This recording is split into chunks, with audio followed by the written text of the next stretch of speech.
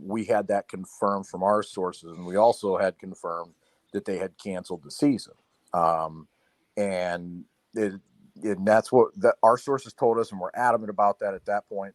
The presidents have told us the season there will not be football. It's done. And, after, the Big Ten, you reached out to them and they would not confirm it. But they also said that there was not an official vote taken, which, interestingly enough, the presidents were back here in Michigan telling other constituents, including one of the Michigan State's president, telling the governor's return to school committee on Monday that there would be no college football. So if it was enough that the presidents of universities are out there telling people publicly, not just behind the scenes, that there was no football, we were comfortable in our sourcing.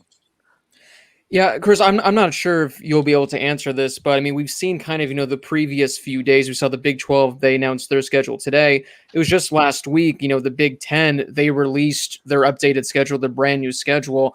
Did they have any idea, a week ago when they released the schedule that this was going to be happening? Because it seems like, if just a week goes by, you go from releasing a brand new schedule to all of a sudden canceling the season. Was it just in the last week, everything just kind of hit the fan? Or, a week ago when this brand new schedule was released, completely different than what initially was their thought just, again, like a week ago that this actually can happen?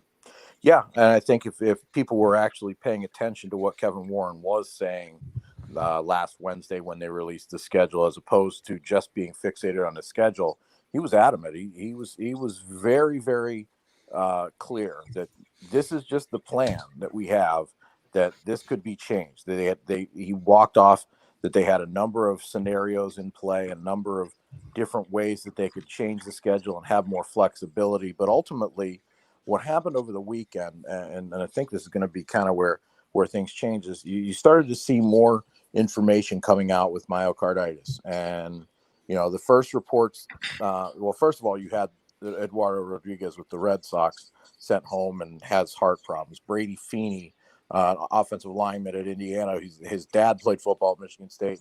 He's having heart problems. His mom wrote a big letter on Facebook that was shared extensively, and they shared their story with the Indianapolis Star. The more that the presidents and athletic directors dug into that, the first report from ESPN was at least 5 athletes in the Big Ten. Then a report on Tuesday from the Athletic confirmed at least 10 cases of COVID-related heart issues. So that's, I think, where it ultimately changed between Wednesday a week ago and Tuesday when they ultimately made the announcement, really on Sunday when they made the decision that this would be the time to stop it. Chris, your first report came out, was it Sunday or Monday was the first day? It was Monday morning. It was Monday morning. So between Monday morning and the end of Monday night into Tuesday, we saw your report come out, and then another one said, well, maybe not. What was the discrepancy there? And was that just people trying to sort of backtrack and cover their ground? I think there was a lot of covering of ground, in particular from the conference office, because one, conferences don't like votes to get out, and two, they don't like votes to get out when they're not unanimous, particularly when the schools who vote are put out there on an island. And obviously we've seen a lot with Nebraska in the last 24 hours since it became public and official. But that said, I mean, the Big Ten office basically refuted our report, even though we knew that the presidents were talking to a number of different people about the season already being canceled. And, then you started to see some of these other reports. Well, maybe it's not dead, but a lot of that I think was bluster. And I wrote about this today in the Free Press. A lot of that is what football coaches have to do. A lot of it was what politicians have to do, especially during an election year. Yeah. And there's not much delineation between what those two do. I mean, the politicians are stumping for voters at this point. Meanwhile, the coaches are stumping for recruits. And that's ultimately what it is. You're selling your program. You're selling your constituency that you're standing up for football. You're telling prospective athletes that you're standing up for it. But ultimately, the decision had already been made by the university presidents. So do you think there's any scenario where Nebraska does go and play somewhere else this year? Because they've seemed pretty adamant about trying to play a season. No, I mean, if they do, they're going to be contractually liable for a lot of different things. The TV situation. You're also talking about potential exit fees. No one seems to know what the Big Ten exit fee is because no one's left the Big Ten since the University of Chicago in 1946. And you know who else has left the Big Ten? No one. So think about that for a minute. I mean, this is a significant situation that, you know, the emotions of athletics are one thing. Yeah, I get that. You're high energy guys. It's a major thing for these universities and programs, and particularly in Nebraska, where that is the professional sport franchise. However, the Big Ten's academic alliance is $10 billion in research money. That's money that Nebraska never had access to in the Big 12, money that if they try and join some other conference, they're not going to have. The money from the Big 10 network that they receive, $50+ million. No other network except maybe the SEC network will be able to do that. So you're talking a lot of money that spans across the entire university and the entire athletic department. Are they willing to risk that? I don't know. I mean, it's hard to gauge, but I can tell you this, when Nebraska joined the Big Ten back in 2011, they were formally voted in 2010, and they were set to join in 2011. And their the American Association of Universities, which is a very prestigious academic group of schools, all the Big Ten members are members of it now, except for Nebraska. And Nebraska got kicked out and expelled. The only school to get expelled from that back in 2011, right as they were set to join. This was kind of a marriage that was fraught from the beginning. And two of the people, they didn't get in, they didn't keep their accreditation by 2 votes. And you know who didn't vote for them? Michigan and Wisconsin. So I think there's been some bad blood and some acrimony all along, but now I think you're seeing the frustrations come to the head. And I don't know if both sides will be, if they do part ways, will be too sad about it. Chris, obviously, like we mentioned, Michigan State football and basketball beat reporter for the Detroit Free Press. We've had you on our pregame shows before. Yesterday, you tweeted out that the Spartans were going to be on the field practicing. And then we know that Michigan yesterday or the day before, when all of this started to first come out, Michigan was practicing. How has that developed since this news came out? How can they still do that? Or how can they plan to do that? Well, and that's the thing is Michigan State got pulled off the practice field that day. It's funny because late this evening and this afternoon, Michigan State actually tweeted a video of Mel Tucker telling his team that the season was canceled. And really, yeah, it was pretty compelling stuff. I mean, the kind of things that in the Mark Antonio era we did not see.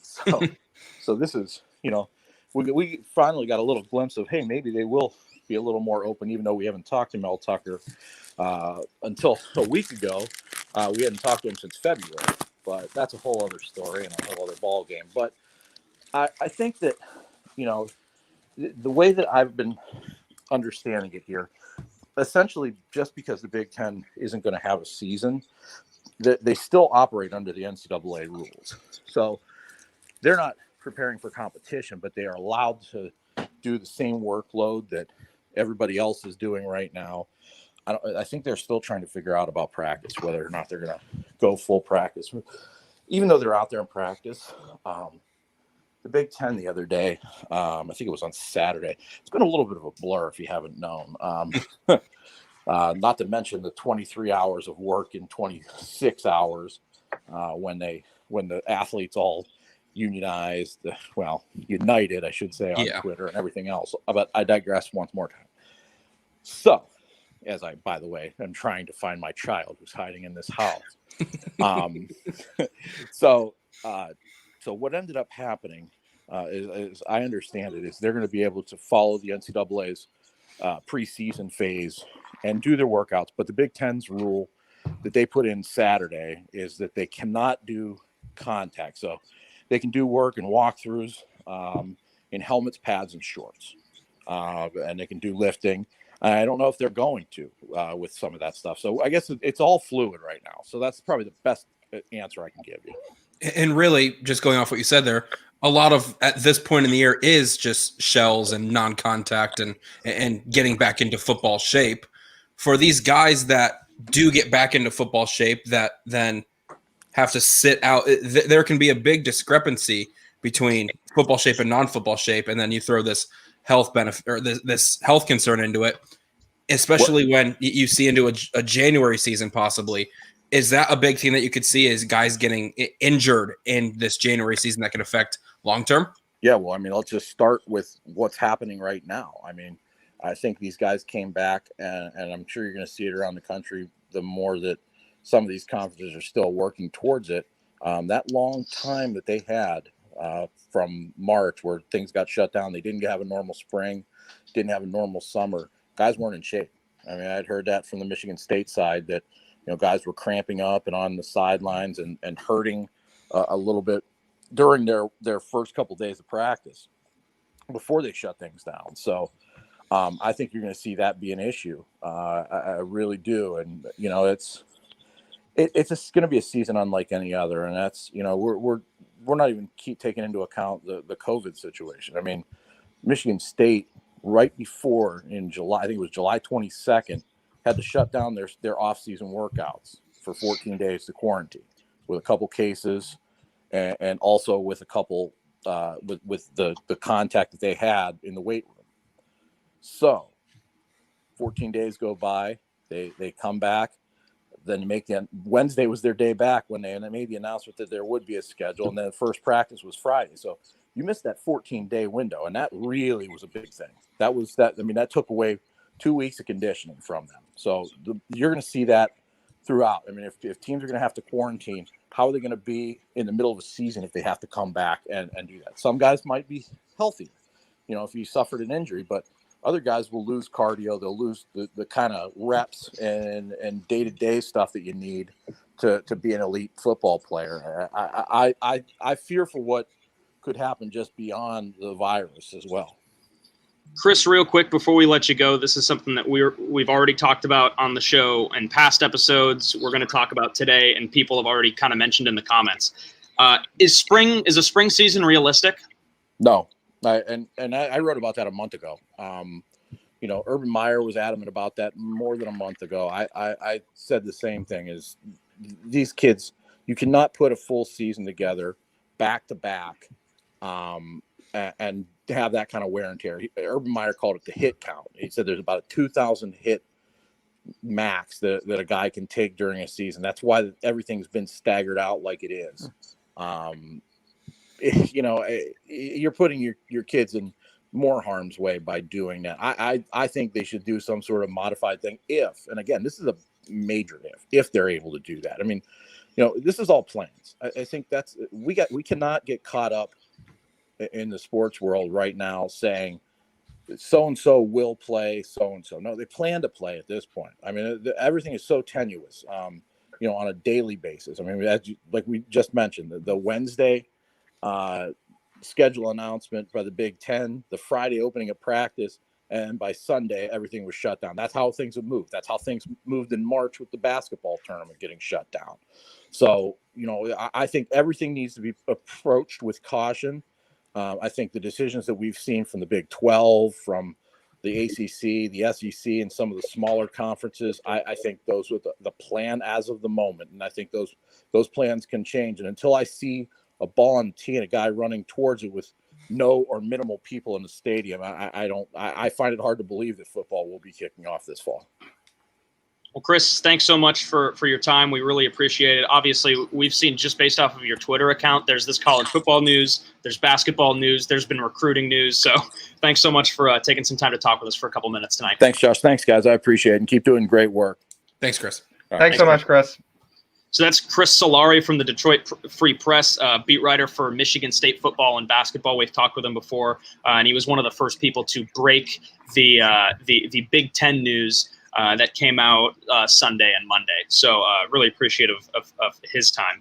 And Blake, that's kind of what he mentioned is spring season realistic? And he said no. Which we are going to provide all of our thoughts on that topic in a bit. So as Josh mentioned, he did a perfectly great job co-hosting as always, Josh. Chris Solari, for those of you that don't know, essentially broke the story, I think he said Monday morning, whatever it was, about the Big Ten canceling their season. So he's been on top of this for a while now. So it was great to get him on. Well done. And again, everything that he just talked about, we're going to be sharing our thoughts on. There's a whole lot to dive into that we're just going to get started on. But it's time to, as always, go over some of the little ground rules before we get started. First and foremost, if you haven't already, make sure to go follow the show on Twitter at the @HShow_. We're about to hit 1,050 followers. If you go follow us right now, I'm going to personally give your Twitter account a shout out. So if you want a shout out, if you haven't already, make sure to follow the show on Twitter. A lot of great stuff we post over there, a lot of great content. So definitely go follow, especially it keeps you updated with the show because normally we record the show on Tuesday nights. We had to record it on Wednesday tonight, so if you followed us on Twitter, you know that we were doing it tonight. Next and up, you can listen to the show on Spotify and Apple Podcasts. The link to those is in the description of this video, or you can go over to Spotify, Apple Podcasts, search the show, give us a follow, subscribe over there, and you guys can listen to the show over there. You guys can also support the show via Super Chat. You guys can donate $1, $2. If there's anything you'd like to ask us, anything you want us to talk about, or again, you just want to help support the show, you guys can do that as well. Speaking of supporting the show, you guys can become Patreon members. And before we give a quick shout out, guys, we have a brand new Patreon perk that you guys can be a part of. So for little as $1 a month, you guys can be entered to win a spot in our fantasy football league. So assuming there's an NFL season this year, you guys can donate $1. You're going to be entered for a chance to win a spot in that fantasy football league. I think we're probably going to do a 12-man league, 4 of us. There's 8 open spots. And here's a bonus. If you guys are one of our $5 donors, you guys get a guaranteed spot in the league. So if you just absolutely need to be in this league, if you want to compete against us in fantasy football, head over to our Patreon, donate to the link, and you guys are in the league. So then if you want it, there you go. But you can also donate $1, donate $3, and you guys are entered for a chance to win. Speaking of Patreon, guys, we want to give a quick shout out to our man, Johnny Barrow. He became a $5 Patreon donor last week. So, Johnny, you are going to be in the fantasy football league, assuming you want to play fantasy football. I mean, you don't have to. If you don't like fantasy football, that's okay. But if you're a $5 donor, you have a say to get into the league. So, again, thank you so much, Johnny. We really appreciate it. Again, if any of that sounds awesome, but there's also a lot of great other perks there as well. You guys can win a one-on-one Zoom call with us, ask us questions, come on a future show for a segment or anything you want. So helps the show out. It gets you to interact with us. So again, Patreon, links in the description below, or you can go to patreon.com/The Harris Highlight Show. But guys, that's pretty much all the news and everything that I had to talk about. That's everything I had to get out of the way. Let me just adjust my chair. And it's time to officially dive into everything that's come out over the last few weeks. So I guess first and foremost, this is the biggest piece of news. As of right now, as when recording this on Wednesday, August 12th at about 5:30 p.m. Pacific time, the Big Ten, the Pac-12, they have postponed their seasons. I guess the good news is they haven't canceled the season, so they're still, letting there be a chance of spring football, which we'll get to again in another segment. Guys, no Big Ten, no Pac-12. As of right now, the other 3 power conferences looks like they're potentially going to try to play it out. But as of right now, what were your initial thoughts when you heard the news that it was official, that we'd have no Big Ten, no Pac-12? And just pretty much overall, how are you feel? I mean, especially with us being, going to a Pac-12 school, Arizona State, we don't get to see our Sun Devils play. Brady, unfortunately, your Indiana Hoosiers coming off an amazing 8-win season, I think it was their best win. Their best season ever in program history, essentially. How are you guys feeling to about a Rose Bowl once? Oh, back in the silent era. How are you guys? Played USC.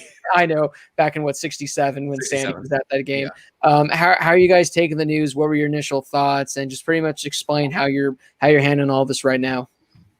I think it's disappointing. Ultimately, I think it's the right decision because it's the safe decision. What does not make any sense to me whatsoever is how we're releasing a plan last week for all these different conferences, and then 2 of them are postponing their seasons just a couple of days later. And not only that, but we have 2 Power 5 conferences postpone their season until potentially the spring, which is a whole different issue in itself. But the fact that we've got 2 major conferences both canceling their season yesterday, and then today we have the ACC putting out their schedule for this fall. There's just no consistency.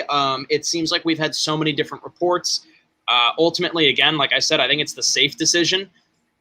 But I think there are ways to make this season happen. Joel Klatt said a lot of things. I know that Blake is going to say a lot of things on this show about why he thinks it'll work. There are just so many different ways that I think can make this work. I think that we can make this work. I think some of them are controversial, but ultimately, it's the safe decision for now. I do think it's a little early, but it's the safe decision.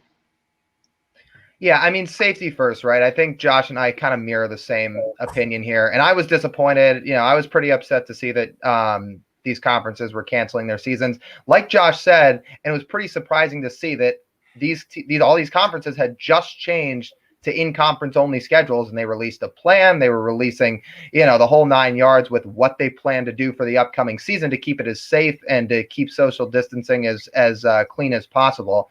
And then a week later, everything just gets canceled. And I know there's more deadly stuff coming out about this virus. I know what the things happening with Erod or Eduardo Rodriguez of the Red Sox, like Chris talked about when we had him on a few minutes ago, are coming out, and things are getting a little bit more up in the air. So I get why they're erring on the side of caution, of course. But it just was all kind of shocking to see this whole plan come out just a week ago, and now a week later, they're already canceling things off.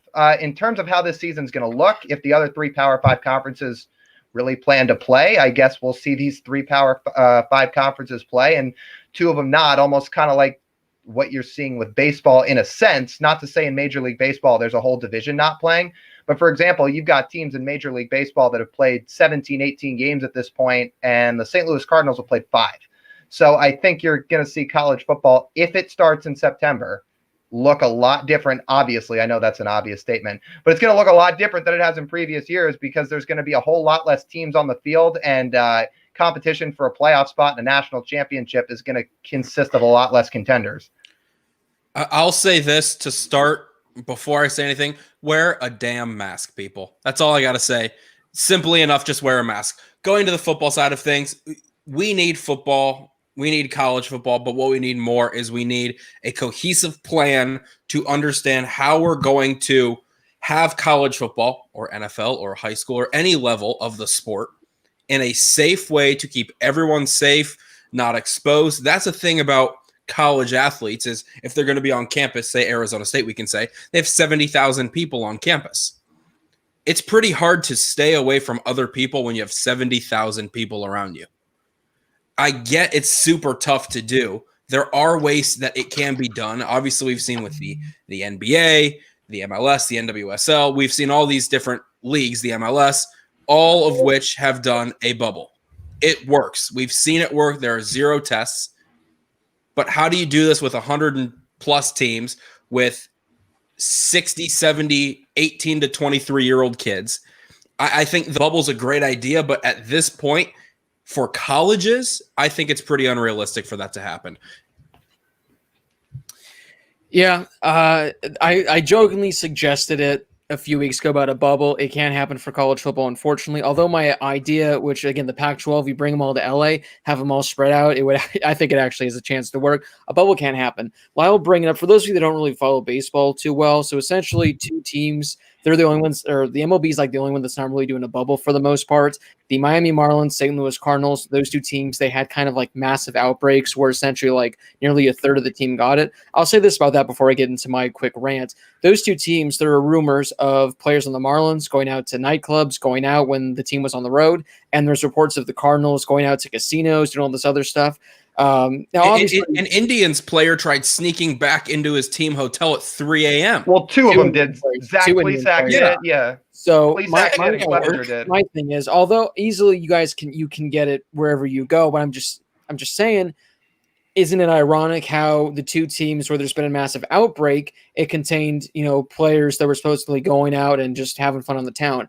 I think college football players, for the most part, if you're playing college football, these have been guys that have worked their entire life. They have pretty much been, dedicating themselves for 15 years to get to this moment. Sure, you have hundreds of teams, nearly 100 players on each team. I'm not going to be shocked if there's 1 or 2 guys here and there that make stupid decisions. But for the most part, I think these guys are going to be smart. I think they're going to be careful with their decisions. And my thing is, if you have an entire team on campus, I get now it is tough because some schools have online only, whereas if you have online only, then the athletes are fine. But if you have, these students needing to go to class, because I don't know what, like Arizona State has some in-person classes. So you're telling me you can have some Arizona State Sun Devils having to go in-person in class. That's not really fair when you have other guys that don't go at all. But my thing is, I personally think that they're more safe at the school than if, they are on their own at home, if they're doing whatever. Not only are they going to be getting tested, I don't know what, 2 to 3 times a week, they're going to have all their medical people there. They're going to have their coaching staff. They're going to have,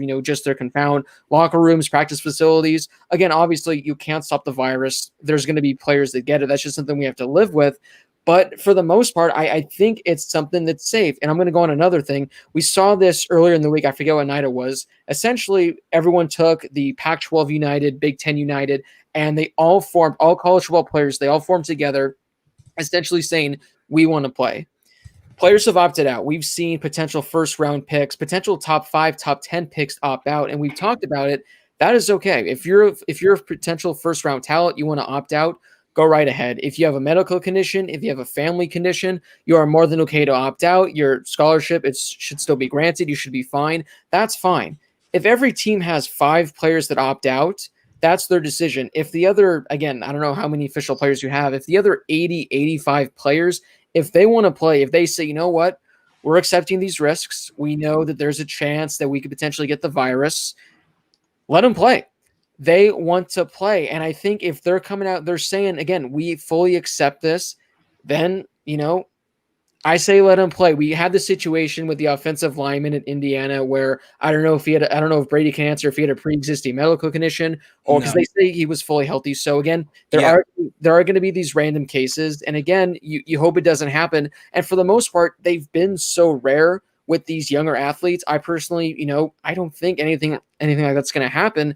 These guys, they want to play. If they're fully on board with it, I do think there needs to be something, though, where if they, contract the virus and things take a turn for the worse and they end up hospitalized or something like that, I do think the school needs to cover it, be on top of it, make sure that the players are fully protected. But my thing is, especially with the Big Ten and the Pac-12, they just released, their updated schedules a week ago.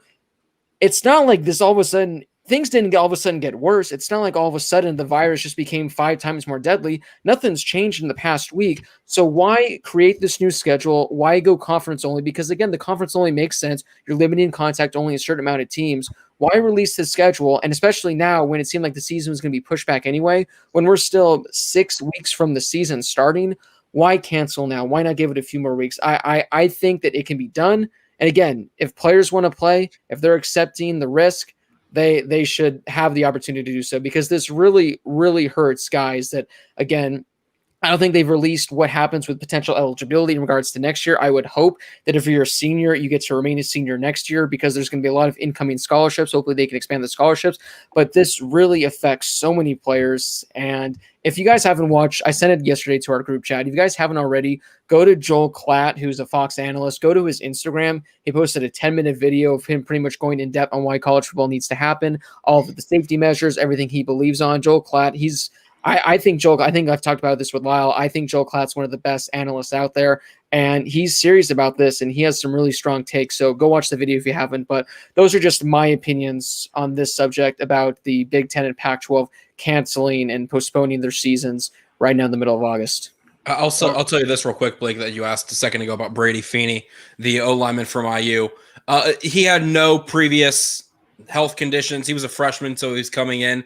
He could have been getting back into shape after transitioning from high school to college, as a lot of us have put on weight when we transition from high school to college. Blake and I. Yep. What happened to him? It was more like the senior and junior 15, not the freshman 15. It's a good point.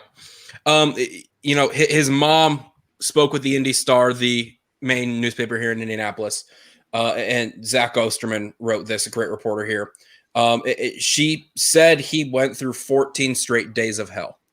And talking with somebody who is on the IU football team yesterday about this whole thing, he said it sucks. This whole thing sucks, but he's hoping they can get a spring season, or as soon as they can, whenever they will be there, they'll be ready. But he said the team and IU did everything in their possibility to keep players as safe as they could when they were in the facility. They were distanced. They were wearing masks inside. They were spread out on the field. They were limiting contact as much as they could. So they did everything and every precaution within the facility when the players were under the care of the IU football staff that, you still got it. How do you get it? How are you going to try to contain 18 to 22, 23-year-old kids from going to a bar, going to a house party, going to do whatever during their time on? Like I said, IU did everything their possibility to keep him contained and as safe as he could when he was underneath the care of the IU staff. But how are you going to control these kids? Well, to answer your other question too, Blake, just really quick, is this afternoone they came out and said that players are going to get a year of eligibility back. Who is they? The NCAA? Yeah, the NCAA. Okay. Okay, good. So kind of going off what you guys said, first of all, I don't want to propose this and then just talk about something else too, but I do think it's worth pointing out, and I hope this isn't an outlandish question to make, but is it maybe something a little bit of these school administrations or local health officials not trusting kids within the age group of 17 to 23 to be responsible? I was pinwheeling, so I stopped for a second. Yes, you did. So is that maybe something about it? Like they don't think that 17 to 23, 24-year-old kids can be responsible about it? Because I understand that the chance of somebody within that age group contracting the virus or even dying from the virus is slim, but the fact that there is a percentage of deaths and cases at all is immediately something to be concerned about. But it's also coaches and staff members and university officials and referees. So that's a problem too. It's not the rate of people within that age group that get it or die from it. It's the fact that it can still be spread.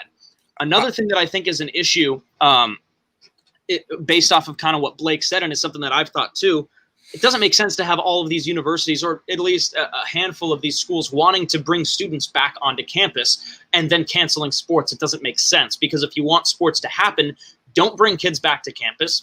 Lower your tuition is my thing, because these schools make an outrageous amount of money based off of tuition. Lower tuition for online classes and use your campuses as a bubble for these student athletes. I get that people would think that's them catering to their student athletes. The student athletes aren't paid. And like in a lot of other sports, something that I've learned these last few years is outside of football and basketball, a lot of Division I athletes who are on scholarship aren't on full scholarship. They're on very minimal scholarships. So they're not getting paid. Let them live in this little bubble on campus and then work out and go get tested. The devil's advocate in me wants me to say, look at an NFL roster versus a college roster. I brought that up last week. Yeah, exactly. It is so much smaller. And then you look at, for example, Major League Baseball, who's not really in a bubble or whatever. You've got like 30 teams with, they've got their taxi squads elsewhere, but you've got these 30 teams, for example, across all these sports. Let's just say that the average is 30. You've got an average of 30 teams in a league, whether they're playing in a bubble or not. And they have a certain number of players on that team. Let's say for a baseball team, like they've had these 30-man squads for the most part. So you've got like this small group of players that you can contain, and then you can travel with them. Meanwhile, in college football, you have 120 teams. If we're looking at all of Division I FBS, you've got 120 teams that all want to play football, some that can afford it, some that cannot. And then you've also got these rosters that don't have an exact number set for your roster size. So I think that's the devil's advocate in me coming out saying it's so much harder to contain, and there are so many more rules and regulations that you would have to have in it, to the point where I would love to see them try to do something like the NFL wants to do, or like baseball has done. I think baseball is the best comparison you can have up to this point for what we all want from college football. But the fact of the matter is that college football is on this massive scale of all these teams from around the country with thousands of players, whether it's whether it's football or basketball or hockey or rowing, for example. There are so many more athletes than you have in Major League Baseball, for example. And I think that it's so much harder to contain that the safe pick or the safe decision is simply to just say, let's postpone it till the spring, even though that's, again, another issue by itself.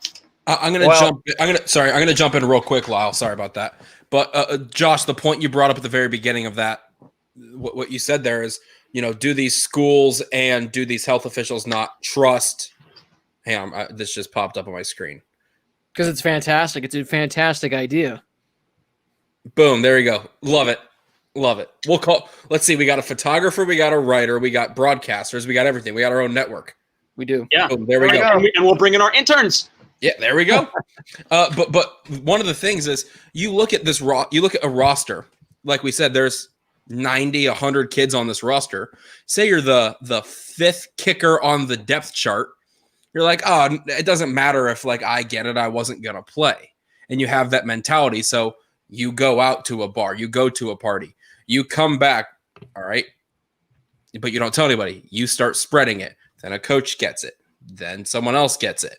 And say a coach is meeting with the president of a university. The president of the university, just hypothetical speaking, obviously, I don't think they trust these young players or even some of the older players on these teams.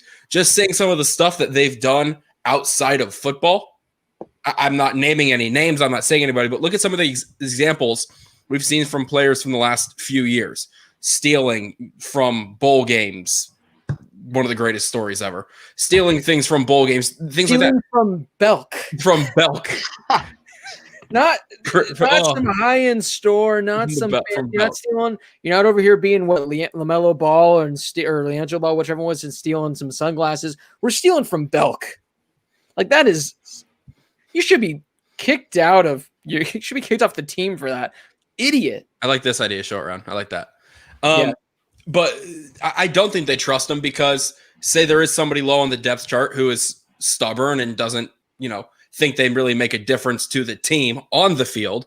You mess up off the field, you're making a big difference. See, the one thing that's what I was going to jump in on. But Lyle jump in. We've all cut him off like three times. All right. Lyle's always cut off. It's okay. Oh, I was just going to jump onto the same thing before Brady did is there's no way they trust these kids. I think that's part of it. I mean, you look at professional sports. I mean, Mike Clevenger in baseball is a star. Zach Plesac is an upcoming star. Those are the two Indians. And both those guys who know they play significant roles to their team were, caught violating protocols. Now they're sent home. If professional athletes can't be trusted, I think these colleges and schools look at their teams and say these college athletes can't be trusted. The only thing I wonder about it is, was this not a thought a week or 2 weeks ago when you had just announced the in-conference only schedules? That's the only thing I scratch my head at. I think it was. They definitely don't trust these players. I wouldn't either, but we wouldn't have to worry about parties or anything going on if, maybe there was just no students on campus. The fact that some universities, I just don't get, the universities are making money anyway. ASU, they're getting the same from a student, whether or not it's in campus or online. So if there were just no, I forget who said it, but something about if it was all online and you essentially make a bubble at the university, all these players, like at ASU, they're all on campus at ASU. It's only them. And unless they're absolute idiots and go out and do something. But I think for the most part, in a situation like this, I would expect like 98, 99% of all players to be smart about it. Obviously, there are going to be the ones that still go out, they still party and do whatnot. But again, it's just something you have to expect. It's something that you have to essentially take into account. But unless anyone to move on, because I want to move on to the next subject. But I have one more thing is you look at the teams that have bubbled and have any team, any season, any whatever is playing right now, they've all shortened their season. So if you are a Power 5 conference or you are a college football conference, doesn't matter, and you decide, all right, we're going to do a bubble, you can't have these players by themselves. It's different when kids are on campus. So, Blake, your idea, you said just have the college players on a bubble in campus. You can't have them just by themselves. As an 18 to 23-year-old kid, you need social interaction. You need that. And secluding these kids for 6 months at a time just doesn't work. Mentally doesn't work. Yeah, you're going to have too many people leaving to go get wings. Yeah, seriously. Those wings look really good. At the Magic City, the Lugo special. Those wings looked really good. They did. He has his own wing there. But guys, we've talked a lot about this whole Big 12 Pac-12 scenario. It's Pac-10. Yeah, it's always going to be the Pac-10 in our heart. The original Pac-8. Let's go back to those days. But I know we've kind of gotten passionate on this. Here's something that I know we're going to get passionate on. We had some Chris on earlier. So as of right now, the Pac-12 and the Big 10, they have, again, not canceled the season. They've just postponed the season to have a spring season. Now, I know we've talked about this in previous, shows. How exactly are you going to make this work? Like, what's your definition of a spring season? Do you start, the end? I mean, essentially, they're probably going to do just conference only, so it's still going to be a 10-game schedule. But you have to have a bye in there, so that's 11 weeks with a conference championship. That's 3 months. So even if you start the season the first week of February, you're going through all of February, all of March, all of April. Not only does that line up with the NFL draft, which I don't know if they're going to push back. I think I saw something where like the NFL can only actually push the NFL draft back to I think like early June, like super early June. So if that's the case, you have to move the combine back. That's only a month stretch. So now you're having the season. Now, again, this is if you start the first week of February, which I don't think is necessarily the spring, and you're ending the end of April. And then if you want to go fully on board with your 2021 fall season, you're starting that regular time, end of September, or end of August, early September. So that's all of a sudden what, just May, June, July. That's like 3.5 months of just, there's still going to be a lot of training going on involved. So I know Josh feels a certain way about this, so I'll throw it to him. But the idea of a spring season, oh boy, I don't think so. Yeah, no. It's stupid. It doesn't make sense. You either try to play college football now, or you don't play until next fall. I mean, it's as simple as that. And I know that some people are going to be like, "Oh, it's every time I start talking." Anyway, I understand that people are like, "Well, we want football, like we want to play," but it doesn't work because, again, like I understand, you've got the NFL draft, and you can just like I guess, not really like the NBA, but I guess kind of like Major League Baseball, maybe you have the draft is like right after most teams end their season. Like, yeah, I guess that'd be cool for college football, but it's just not going to work. And number one, if you're looking at this from the from a virus standpoint, it's still going to be here unless we get a vaccine in the next couple of months. Like, I hope this isn't me being not optimistic or something. It's still going to be here. To some extent, we're going to have the virus present in our society after the first of the new year. From a not virus perspective, it's still a health issue. You cannot have all of these guys in the fall. And I know that Brady and I were on the Pac-12's virtual press conference yesterday, and I know that they kind of said, we don't want the competitions, but maybe if things get better later in the fall, we can start to have workouts and things like that. Great. But you cannot have these guys not doing anything for essentially almost a full year and then just start a season after the first of the year. No. You can't do that. Like baseball pretty much did that. And they still had 3 weeks of intra-squad games and stuff, and then some exhibition games like spring training before they started their season. And that was all accelerated. Like that was faster than spring training was. Like Chris said at the beginning of our show, in just a few months, what was it, 3-4 months, guys were off and came back and they were out of shape. Imagine this for a whole year. Well, and going off that as well, they talked about it last night on the Dodgers broadcast where, 2 weeks in, and more pitchers have been put on the injured list in the first few weeks than ever before. So, just pitchers. Imagine, these big, football athletes. And that's another thing, right? Urban Meyer 2,000 hit count. Think about that too. Exactly, and that's something that kind of like what Blake said about the pitchers. Urban Meyer said something similar. Reese Davis said something similar, and I've said this on multiple shows in the past. Let's say you start your spring season, and to be safe, let's say they start around like the middle of February. So they want to go like mid-February, March, April, May, for example. I know that's not. It's just me being optimistic, maybe. But let's say that's how long they want to have their season, maybe like a 3-month thing like they would do in the fall. Again, it's a point that I've made multiple times. Let's say week 1, Trevor Lawrence tears his ACL. God forbid Trevor Lawrence tears his ACL week 1. And again, he's going to the draft, but I'm just saying this is like a. Well, I don't know, Josh. Did you see his interview the other day? That's a fair point. He was asked about it, and he was like, "I can ensure the NFL next year." But people forget I also have 2 years at Clemson, so who knows? That's he's true. Going to the NFL, but I thought that was funny. I mean this as like the magnitude of a top player. So let's forget about the draft entirely. Let's say Trevor Lawrence tears his ACL week 1. And suddenly this is an injury this is a full season of recovery. And a lot of times it's more than just, 3-4 months of recovery. This is like a year-long thing. And suddenly Trevor Lawrence is out for his full junior season. And then he's out for his senior season too in the fall, if that's something that he wanted to do. Because these season-ending injuries for these guys in the spring after being rushed back, if they try to do a winter/spring season, to then have a very, very short layoff until the fall comes back and you try to play a normal season on schedule, it doesn't make sense because suddenly guys that have serious injuries are now missing not one, but potentially 2 seasons of their eligibility with one injury. And in a normal season, again, God forbid somebody tears an ACL, this is like okay, well, I'm going to miss this season, but I'm going to come back better and stronger next year. That's not going to happen if we play a spring season. Well, I want to say, it doesn't have to be an ACL. Sorry, it doesn't have to be an ACL. Like, let's say they start the season up middle of March.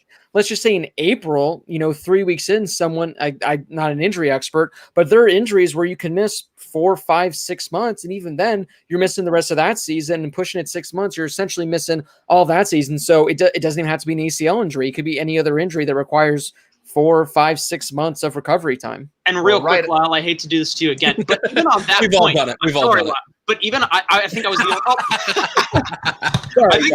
think I was the only one that hadn't done it to him yet, so we just had to complete the trio. But is he going to know how to come back in? I don't know. I guess we'll find out. We're rooting for him. We'll find out. But I'm going to say this before he gets back in, just so we don't have to cut him off again. But like even what you just said, Blake, like even if you're not missing playing time in the fall, like, hey, there he is. Even if you're not missing playing time in the fall, but you have like an injury that's a season-ending injury or it's going to take like 5, 6 months recovery, you're missing all the recovery time in the summer. You're not working out with the team in the summer or in the first.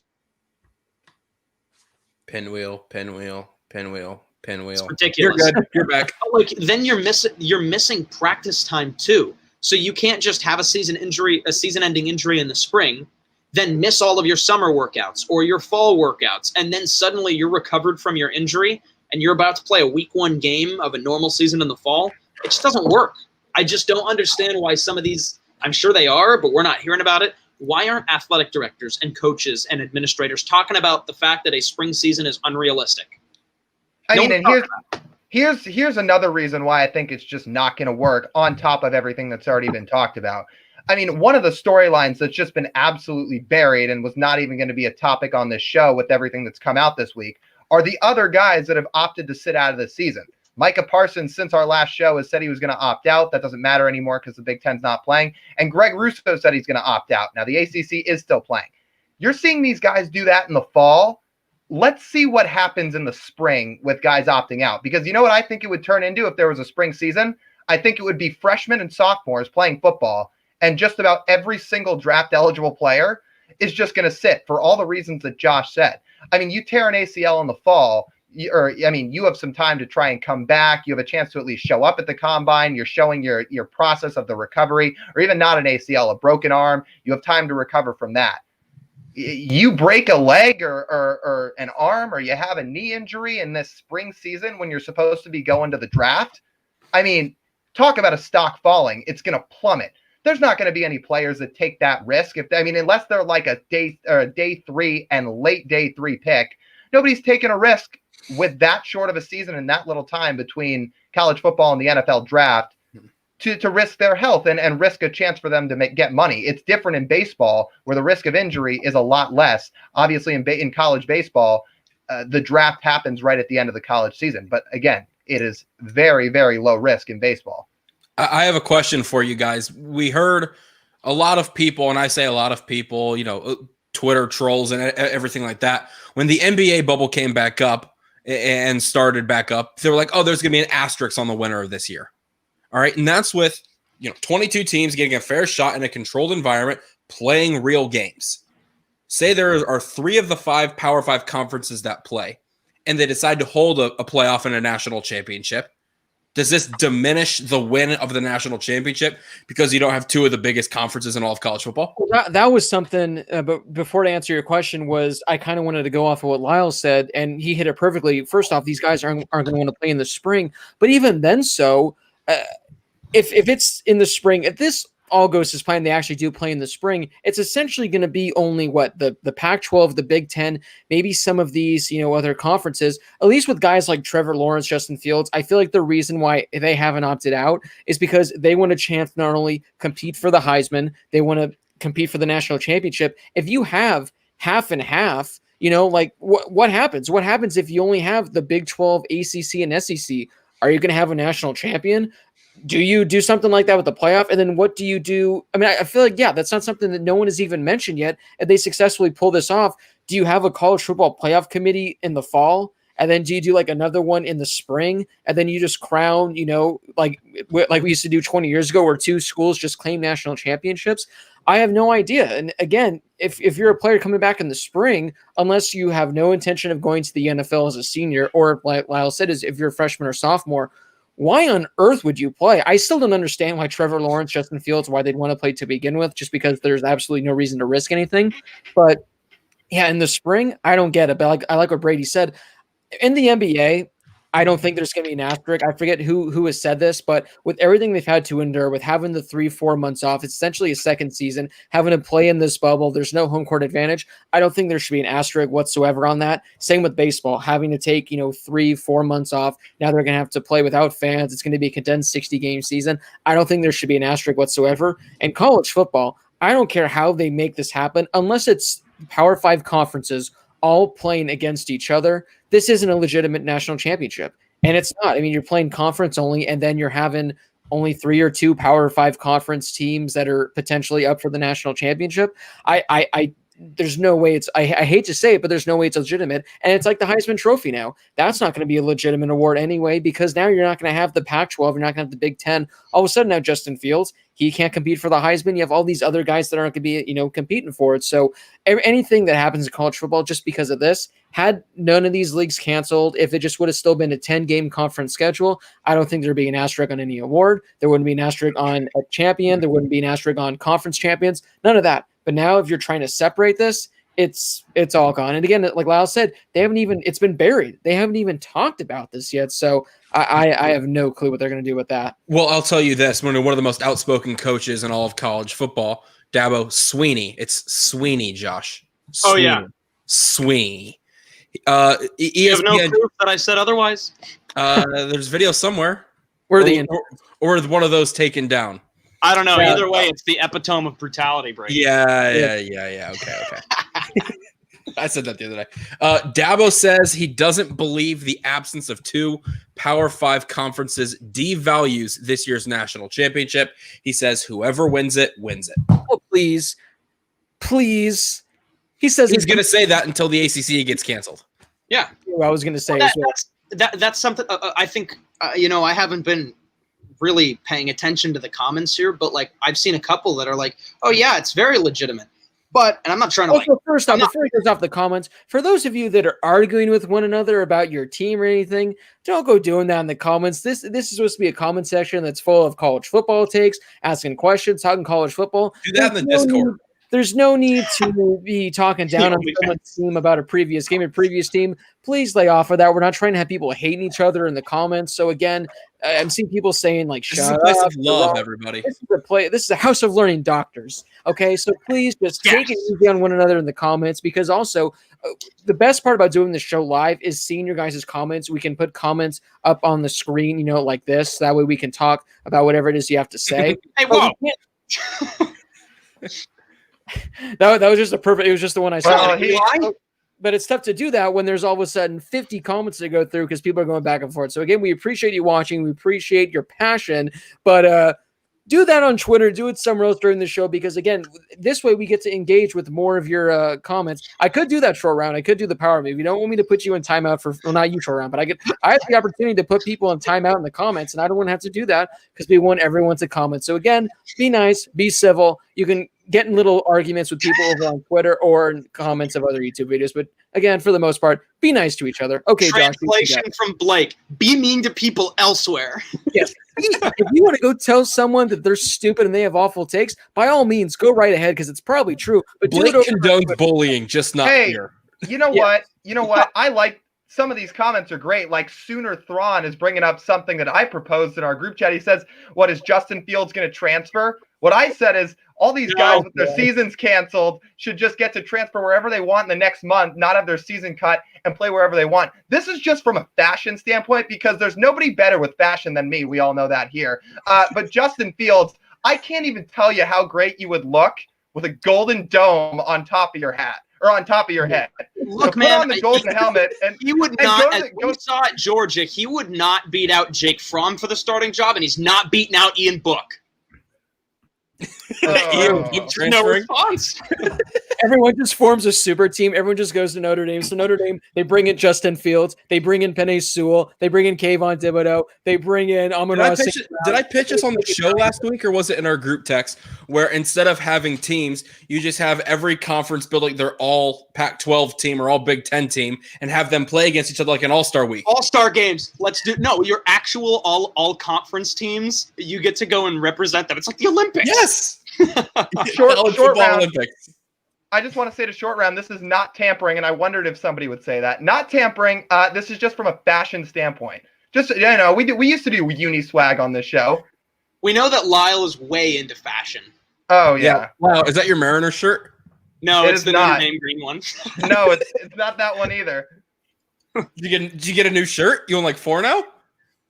Yeah, something like that. I wear What's on the I shirt, wear the Lyle? same quarters at pretty much every week, so I'm not one to talk. Lyle, what's on the shirt? Nothing. It's just gray. Okay, wait. Fashion icon. So he's got the gray shirt. He's got the ASU one with the big block letters across the chest. That's 2. He's got the Mariners jersey. That's not Paxton because TJ Mathewson, our good friend, has the Paxton jersey, right? Wait, no, you are. I've got a bunch of them. Oh, I've got a bunch of them. And then he's got you got okay. To light be honest, blue I've got like Mariners. I've Well, got like a million shirts. Let's put it this way: when you went to Boise a couple. All right, so we're gonna get back on. I'm kidding, boys. Blake, you're the one who's being mean to us, so take it easy. Hey, Yeah, I was just can trying to help. bully you guys. I can bully you guys. I just wanted to shout out the fans that do leave good comments, like Yeah. a potential transfer. Short round saying that buy Lyle new shirts. All right, I have a legitimate question though. Let's hear it. Legitimate question. So we were talking about transfers and guys sitting out. I think one of the reasons why 2 guys, to just give an example, Fields and Lawrence really want to play is because they haven't won the awards that are so prestigious with college football. So say Joe Burrow was a sophomore last year, was a junior last year, wins the Heisman. Does he sit out? Or I'm sorry, was a sophomore. Does he sit out and go to the draft because he won a national championship? He won the Heisman. He won the Maxwell. He won everything. Does he sit out because he's won all the awards instead of these guys who, like Lawrence and Fields, who haven't won any of these awards or accolades yet? Are the accolades a big part of college football? Well, I said, I mean, for Trevor Lawrence, what does he like? He's won a national championship. He's going to be a guaranteed top 5 pick. Aside from winning the Heisman, what does he have to prove? Like nothing.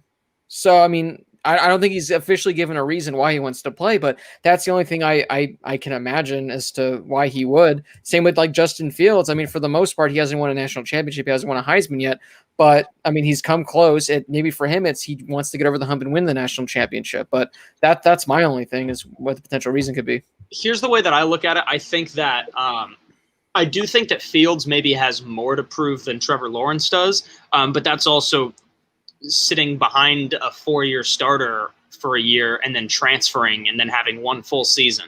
So I think that's why he might have more to prove.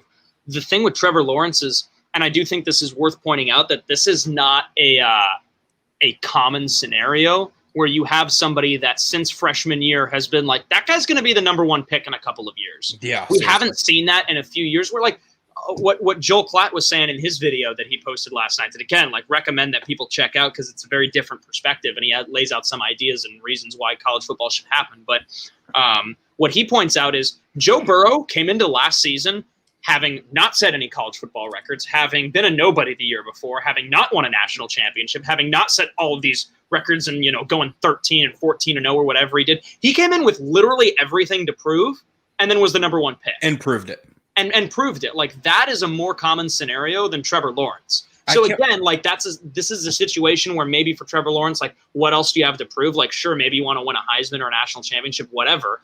But I don't think that that's a common scenario that we're going to see very often in the future. Michael, change your profile picture because you have great comments, but I put this up and I'm like, okay, maybe I should second guess Maybe it. not. He brings up a good point. They want to play because they love the game. And for a lot of these guys, that's true, where, growing up, football is all they had and they want to continue to play it for that very reason. So again, Trevor Lawrence, he just loves the game that much. What is this? The last top 3 picks have not been picked. Season was canceled. May feel like third round Kyler being playing baseball and Joe Burrow, 5th round pick. I figured I saw it today, but I think it was Coach O. He came out and said last year, entering the season, Joe Burrow was a projected 6th round pick. Yeah. He had nothing going for him, and now he's a first overall pick, Heisman winner, and because of the season, he made himself at least 30 guaranteed million. So I said this months ago on the show, but around the combine time when I was back here working with it and was around Mel Kiper and Todd McShay, both of them said to me, they're like, listen, we were wrong. Like we admit we were wrong about Joe Burrow. He proved everything he needed to prove. McShay had him as a 6th rounder. Kiper had him as, I think, a 7th rounder. And he ended up going number 1 overall. They said, college football is a place to prove everybody wrong, and he did just that. There you go. Yeah. There you can go, Lyle. No, I was just going to say that, I think, like you guys said, I think winning is priority one. You hear most of these athletes say it's all about winning and it's all about the name on the front, not the name on the back. Winning the Heisman's great and racking up accolades is great, but I think all those guys would trade their awards for a national title in a heartbeat. True. I cannot wait until UCF claims this season as another national championship. Oh, I'm hoping that we do get that battle where let's just say that fall season number 1 happens and then spring season number 2 happens, and you have these teams that are actually trying to win national championships. It's gonna be like that. But guys, before we move to the Q&A, one final segment I quickly just want to mention, and that's whether or not do you think the Big 12, ACC, and SEC actually go through with this? Do you think they actually have it? Because we've been seeing it today. Big 12 schools, they're scheduling their one non-conference opponent. I think today Texas scheduled Louisiana or something like that. Which, first off, can we just talk about the fact that we have teams like in the Sun Belt that are actually going to be playing football, where teams like the Pac-12 and Big 10 have canceled? They're holding strong. But do you guys think that these 3 Power 5 conferences go through? Because that's the thing with this and how they've changed the schedules. We could literally just have the SEC remain, which I think the SEC is going to hold out as long as possible. I don't think the SEC drops out. Every other conference in college football can drop out, but if the SEC, if they remain, they can just strictly do their SEC schedule and crown an SEC champion, and that's going to be fine. So there's still a chance that can happen, but do you think these 3 top guys hold out and they actually play a college football season? Well, I don't know about you guys, but I'm really looking forward to that September 12th Texas Tech Houston Baptist matchup. That's huge. Are you telling me Houston Baptist is going to be playing college football in September? Yep, against Texas Tech. But Ohio State, Michigan, USC, Oregon, they're not. I think that one game will fund their entire year. Yeah. It's the only game they're playing all season. They actually canceled their season. They need that game to be played, or they need that game on the schedule to save their program. It's simple as that. Which is what's going to happen. So I think that, Big 12, ACC, SEC. Number one, I saw some people in the comments say that they think that college football is getting political, and that that's why, if you look at the demographics or political affiliations of necessarily people and the locations of maybe the Big 12 and the SEC. I don't think that has anything to do with it, honestly. I don't think the virus is political. It doesn't need to be political. I think it's common sense, and people don't want to listen to that, but that's beside the point. I've seen other comments, and someone says that the SEC will do everything in their power to make this happen. I totally agree. Yes. I think that the ACC will eventually drop out. I do, and I think that it's also because the ACC is a little more spread out than the SEC and the Big 12 are. At least it goes all the way up and down the Eastern Seaboard, and the Big 12 and the SEC aren't. They're a little more contained. So I think that maybe for safety reasons, obviously the ACC drops out. I think the Big 12 and the SEC will hold out. And again, we have talked, I mentioned it on this show already. College football is a totally different animal than baseball or college baseball or minor league baseball, whatever. I think I said minor league baseball twice. It doesn't matter. You did. But we've got Major League Baseball trying to play. I get that it's a different animal because there's more teams, there's more players, there's more people involved, at least in terms of roster sizes. But I will say that there are collegiate summer leagues in Oklahoma and Texas and the Southeast that have been playing baseball all summer. San Diego. And, well, San Diego, I think that's a different story. I think that's a little kind of a different situation, but that's true. But like in the not in the Midwest, in like the South, and in Oklahoma and Texas and Kansas, there are college summer baseball teams that have played all summer and have figured out ways to play. And I think that maybe the Big 12 isn't going to be like, well, this one small college summer league played baseball. I don't think they're going to do that. But I do think that is more of a reason for some of these conferences to play, to think we have had people doing their own things, organizing their own leagues, playing baseball or playing a summer basketball league, whatever, and they have had no cases. So again, I think that college football is that summer league magnified on a huge scale, but I do think that that's something worth pointing out. I think the Big 12 and the SEC are going to do everything they can to play. I don't think we have college football this fall, but I think that those two conferences will do everything in their power to hold out until the last possible second. Yeah, I think they're going to work really hard at it, like Josh said, and he just phrased it pretty well. I'll go a step further. I think they start, not sure they finish. I think you hit that spot on, Lyle, for those that do have a season scheduled so far, that do continue to follow this process. I think it's not like these schools and these athletic directors and these presidents and these chancellors and the commissioners and Mike Emmert of the NCAA, it's not like they don't want college football to happen. That's the lifeblood of these schools and of these organizations. They need it to happen. But if you can't make it work, you can't make it work. If you need to shut it down, don't, scurry away. Don't be scared to do it. Take a stand and shut down the season if you need to do what's right. I think that's as simple as that. Yeah. I still stand by this. The SEC is literally, even if they're told like the refs aren't showing up, you're not playing football, they're going to try to play. Like the SEC is going to do whatever it can. They'll do what they did in that one episode of BMS where they just played in a cornfield. They built a cornfield. It's like Field of Dreams. Those are the No teams. Those are the last episodes of Blue Mountain State where they build a cornfield. Barn. Yeah. So, great episodes. It'll be interesting to see for sure what they do with that. But it's time now to get to the Q&A. So if you have a question you'd like us to answer, make them good questions. And also, if you have a question, ask it. And then maybe after like 5 minutes, if you haven't gotten to it, ask it again. Because sometimes like people will like control paste their question like 10 times so we can't see any other questions. So ask a question. We'll go through. If we don't pick it again, maybe in 5 minutes, try to ask it again. That way we can see as many questions as we can, and we don't just see the same question 10 times, because that actually will make us not want to pick it if there's just a bunch of spam going on. But before we get to our YouTube questions, we're going to go to our Twitter questions. If you guys want to have a question answered, your best chance is to do it via Twitter at the EHH Show _. We're going to tweet out a few hours beforehand, the Q&A tweet, and you guys reply with your questions. Also, if you want a question answered, it's guaranteed to be answered if you do it via Super Chat. So if you have a question that you're just dying to have answered, or you want to know why Brady's wearing an Indianapolis Motor Speedway polo, wrong side. then you can get a full answer from it. Or why Brady has race cars. So again, those are the ways to ask questions right there. The first one actually comes from our recent Patreon supporter, Johnny Barrow. He wants to know who has the most obnoxious fan base, either college football or the NFL. Oh God!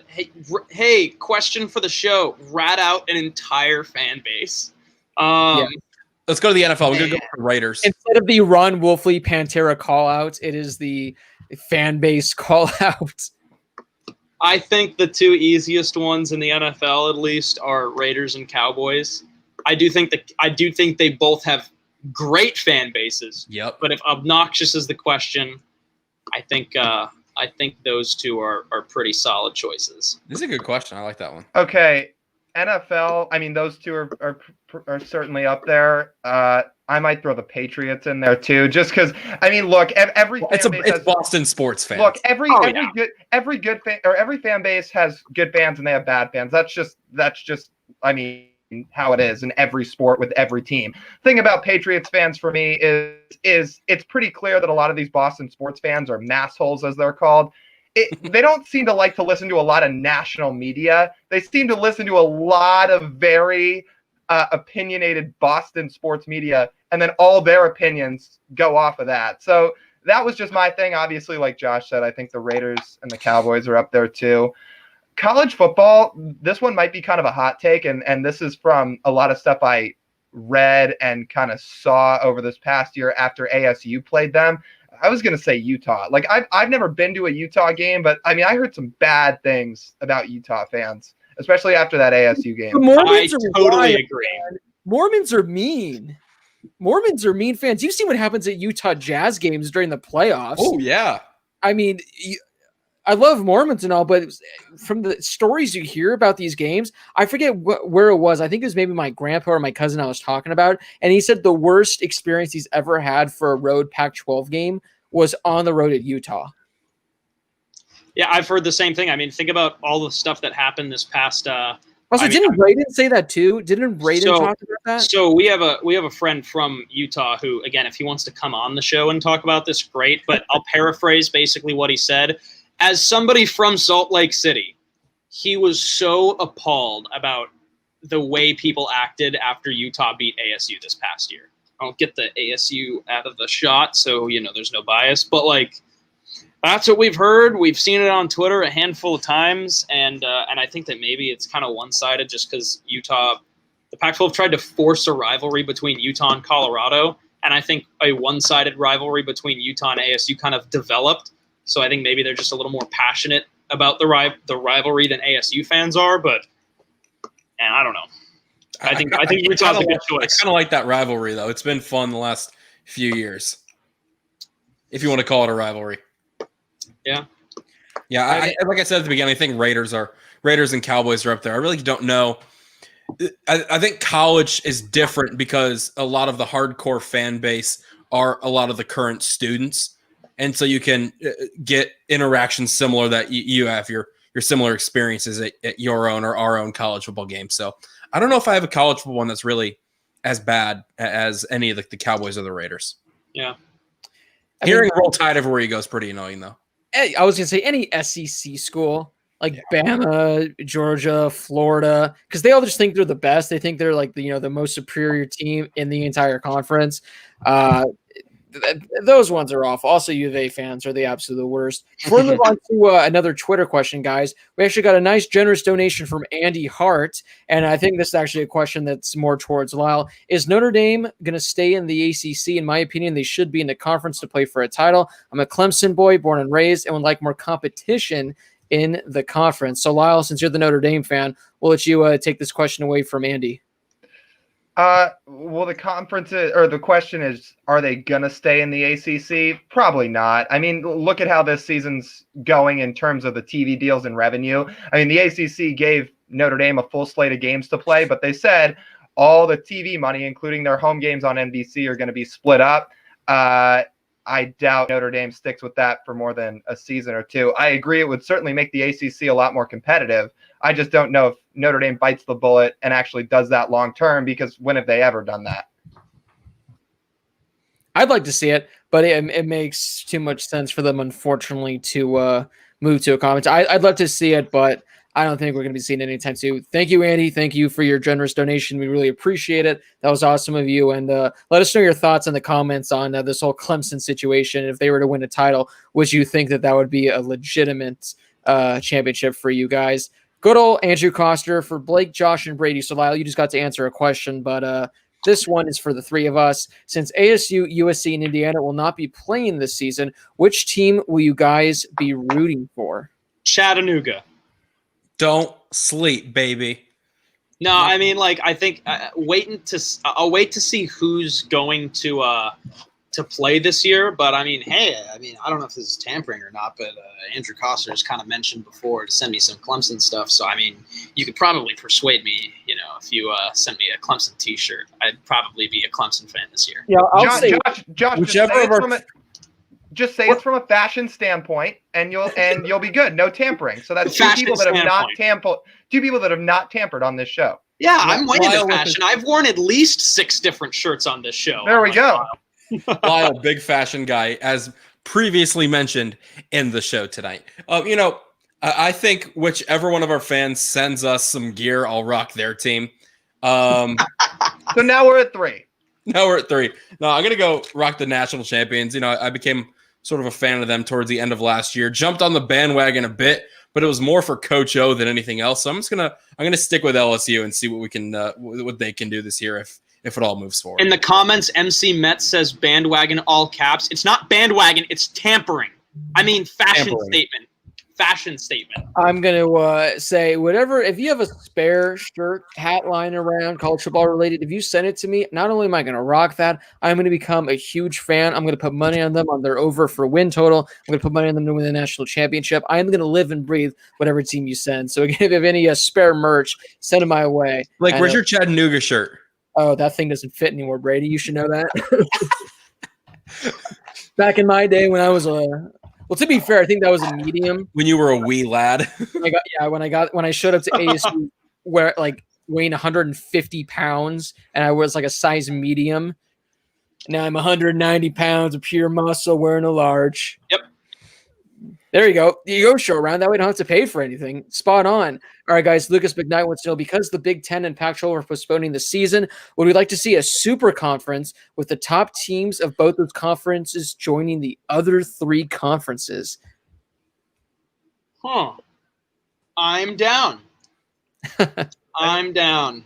It sounds fun. I can't lie about that.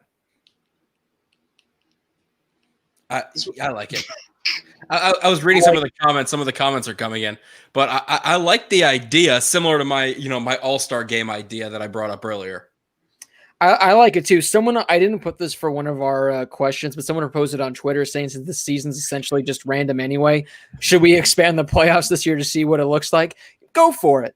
This is a weird season. Let's have an 8-team playoff. Let's just have every team that actually plays, it's a playoff to begin with. We'll do it like guillotine style, like in fantasy football, where you essentially just are eliminated as you go every time you lose. Just so do like that. One final Twitter question before we go to our YouTube comments. Brady, I know we're getting a lot, so if you see any good YouTube comments when I'm done with this question. Yeah, I'm just seeing some comments asking where they can send merch. Oh, if you actually do have merchandise you'd like to send, I mean, it's going to be tough to decide who you want to send it to. Obviously, I think we're all different sizes, so I guess it depends on that. Follow us on Twitter and DM the show's account, and we will be in contact about where you could send that potential merch. And then should you do, there you go, Brady, get the Twitter up there. And should you send us merch, not only are you going to get a shout out, you're going to get exclusive benefits. We're going to hook you up if you send us anything. So again, go to the show's Twitter at the @HHShow_. Final Twitter question, guys, before we go to our YouTube ones. Show's going to go a little long, but that's because we've had a lot to talk about. Brian Reynolds, do you think any of the remaining group of 5 schools have a legitimate shot at the college football playoff this year? Well, first dude, it's of all, 2020. At this point, anything can happen. It's nice to see Deadpool jumping on the show. That's pretty cool. That's Ryan Reynolds. Oh, right. Brian Reynolds, however, is a player for the Pittsburgh Pirates. He's now a second-year player, and he had a good year too. He did. I think he spells his name with a Y, I want to say, and not an I. No, it's the same guy. Oh, it's the same guy. Well, then there we go. Then I'm happy to take his question, and I'm gonna say maybe. Maybe. That's a great answer. Loyal. I don't know. Loyal. Yeah, I think in years past, like I said, UCF's going to be the one to do it this year. But if I'm picking a realistic team, if any of them, I'm going to go with Memphis to be the one to finally pull it off. And Memphis is going to be nice this year. Yeah, Brady White. I'm going through and reading these comments about people sharing their experiences like with certain fan bases. And there were some in here that I want to get up. Here we go. After the LSU title game in 2003, we lost, and walking back to the hotel, fans were throwing full beer cans at us. Dude, free beer. Free beer. Free beer. Sounds like a great deal. If you haven't been to the Swamp, Florida's pretty bad. Seen some girls get knocked out down there. Probably because of the beer. The flying beer. Flying beer cans are dangerous. I mean, it's again, every team's got their good fans and their bad fans. That's just how it is. At Arcadia High School, our rival, we can all relate to this. Our rival is Crescenta Valley. I don't know why our rival is Crescenta Valley because they're not even close. Senior year, we had a basketball game against Crescenta Valley. Arcadia is awful at basketball, so it's not like it was a competitive game for like. Were you on the team? Like that. Of course, I was on the team. Were you in the pet band? Warming the bench. Anyway, so we go to like my friend. my friends and I, we go to In-N-Out after the game, and we're enjoying a nice meal, and we're walking back to the car, and I guess this car full of Crescenta Valley kids starts pulling out of the drive-thru. We don't say anything. They literally roll down the window, throw their Coke can, and say, Arcadia. And I have to like dodge and everything. I'm like, what is this? So Crescenta Valley, screw you guys. You guys are awful. I hate you guys. Yeah, when it comes to high school football in Southern California, Crescenta Valley notoriously has the worst fans. I didn't know there was a rivalry. I will say this: when my high school team would open up against, they weren't in our conference, but they were one of our closest schools. You know, the bus would drive there and it would park, and you'd have to walk through the parking lot at this one stadium. There were fans, and when I say fans, like adult fans, with T-shirts and jerseys from our school, like lit on fire and burning them in the parking lot as we would walk into the stadium. So that was pretty crazy. Hey, we got La Wu right here. Greetings from Germany, guys. Where in Germany? Stroopwafel. Bonjour. Hey, nope, that's not it. Tell us what time it is there in Germany for you, because we don't know what time you're joining. I don't know what the time schedule is, but I feel like it's definitely sometime in the early morning there in Germany. Let's see. It is 3:30 in the morning in Germany. Where in Germany? So La Wu. Dusseldorf. Good morning, David Hasselhoff. Do you guys like David Hasselhoff there? Is that just some made up thing that Germans like David Hasselhoff? I don't know. I want to know what the reason behind it is. I've never heard that as a rumor.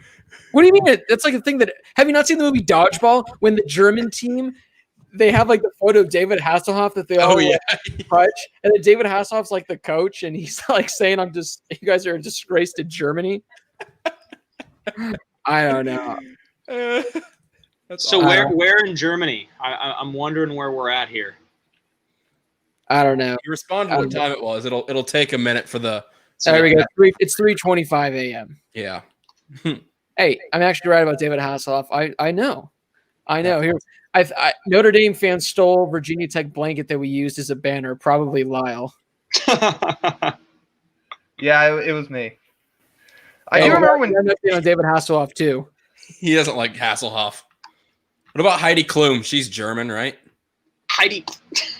Who doesn't like Heidi Klum? What? That guy. Back to the comments. Like, okay, this happens all the time. Like, sorry, it's okay if you don't know how to spell my name, but well, actually, isn't it right on the bottom left thing? People do that all the time. Like, if I go to give an order somewhere, they spell it like an I, or they go like Lial, and I'm thinking to myself, like, how is it this hard to like spell a 4-letter name? Like, it's just one letter different from Kyle. Like, yeah, I don't know. That guy, he says, where in Germany? So you can have a clue. It's kind of near Cologne in the west. Are you giving me a hint to like guess which city, or are you saying that it's a small? You're on the plug. How well do you know your geography? I mean, I'm gonna get okay. So Cologne. Okay, that's like soccer, Josh. So it's like Western Germany. So I'm guessing if we're talking about a little town near Cologne, no shot. If we're talking about cities, I'm gonna go Dusseldorf, because that's in the west. And the only other one that I know in the west is Dortmund. And if it's Dortmund, then can Man United have Jadon Sancho yet? Because if it seriously, like, I'm getting tired of waiting. Dortmund is being a pain in the behind about it. I'm tired of it. I'm tired of it. They're trying to big league Manchester United. You know who big leagues Manchester United? Nobody. Unless they're losing in the Premier League to somebody like Wolverhampton. And Brady, Blake, get him out of here. Get him out of here, man. I don't need this. Sorry, Brady. Sorry, dog. It's for the best. You cannot kick me out. just give me Jadon Sancho already. Stop trying to big league the biggest club in the world and accept $85 million for Jadon Sancho, and we'll call it even. That's it. I got a package today. It was a Liverpool face mask, Josh. Yeah, that's great. Love it. Turn it inside out and wear it.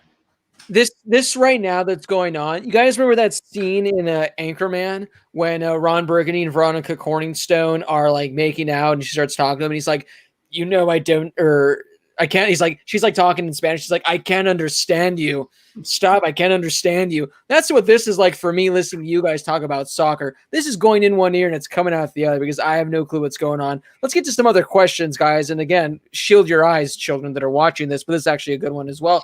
With these Power 5 conferences postponing their season, who are some dark horses do you guys think that could potentially win the national championship in 2020, assuming it's only Big 12, ACC, and SEC with, I think, maybe the American Conference. I forget. Is the American still on? Have they canceled or are they still go? Ready, pull up that graph. I mean, is this what it's going to take for the Big 12 to actually like put up a performance in a playoff game? Like have two of the conferences just cancel their seasons? Which conference? I'm sorry. Are we asking about? I just was talking about the Big 12 because he's asking like who could be a dark horse to win a national title game. No, who asked if they can't or what conference canceled? Who asked? The American. The American is no change. All right, so the American's still on as is Conference USA. Oh, unfortunately, UMass is no more. That's unfortunate. Yeah. Well, I guess instead of going 0-10, they're going to go 0-0.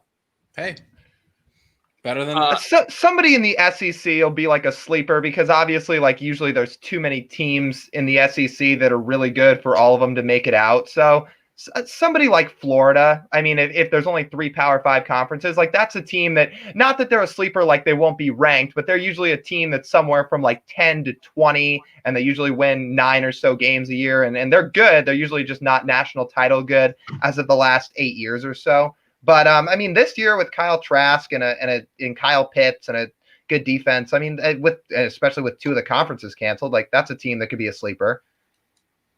One question, I'm glad someone asked this because we talked about this earlier in the show when we had our guest on, but we kind of didn't really go more in depth on it. But guys, if you've been seeing the last few days with Scott Frost with Nebraska, he's essentially saying we want to play, our guys are ready to play, and it sounds like Nebraska's trying to move. I think there was something today where the Big Ten said like no chance that happens. We're not going to let that happen. But Nebraska, if they're able to pull this off, if they can like go to the Big 12, go to the SEC, I don't know how that's going to work in regards to scheduling.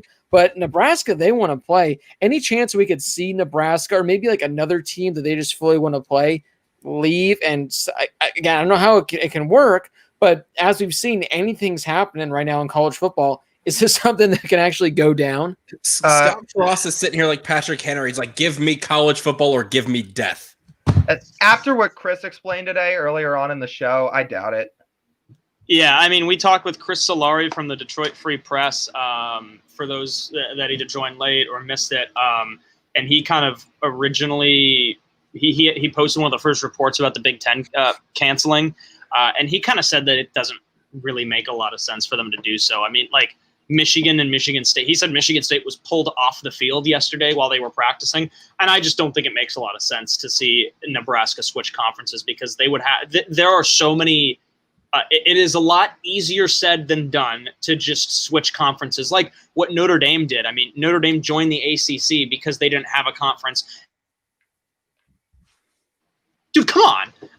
The ACC was willing to bring them in. But, like, Nebraska is a member of the Big Ten Conference. There's a lot more to switching conferences for a season than just saying you're going to play with the ACC, for example. You know, I think what Chris said earlier is, and you've seen reports on this about the Big Ten saying this, is, you know, Nebraska's like, we want to leave, we want to get out. And Big Ten's like, all right, fine, leave, go ahead. But if you leave this year, you're done, you're gone. So if Nebraska wants to find a new conference and wants to move, be in 3 conferences in the span of 10 years, what would it be? They joined in 2011, 2012, so 3 conferences in 10 years. Go right ahead.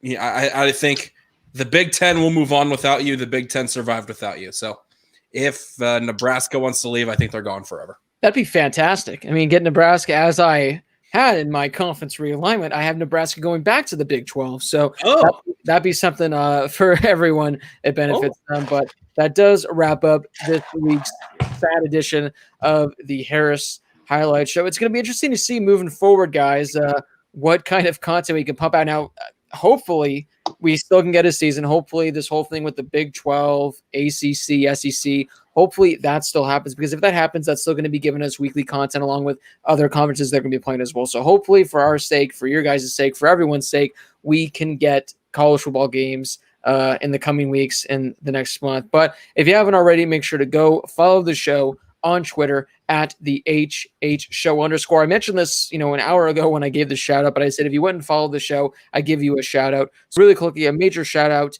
to what do we got here? We got at Billy McGee, we got at Mateo Estrada, and we got Easton Gropp.